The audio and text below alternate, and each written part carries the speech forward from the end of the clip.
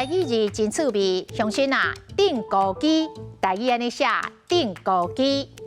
一对一的竞争比赛，或者是打斗，也就是单挑，台语讲定高机。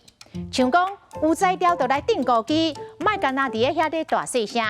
像讲伊真臭屁，本事都要找人定高机。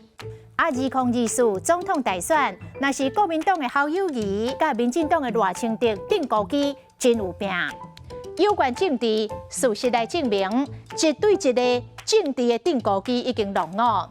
即摆的政治拢是拍组织战，团结才有出路。定高机的定啊，讲较注重风水的人，尽量不爱伫厝内的娘条定啊，讲会影响个人的运势。